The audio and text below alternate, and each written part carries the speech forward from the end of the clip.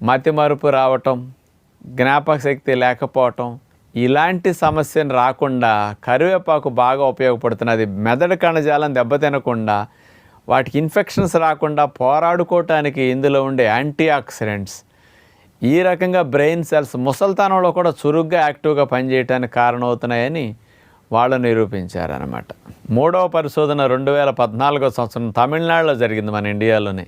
University education and research centre వారు ఈ పరిశోధన చేసి ఏం చెప్పారు అంటే, కరివేపాకులో యాంటీ ఆక్సిడెంట్స్ అనేవి అతి ఎక్కువగా ఉన్నాయి, పుష్కలంగా ఉన్నాయి.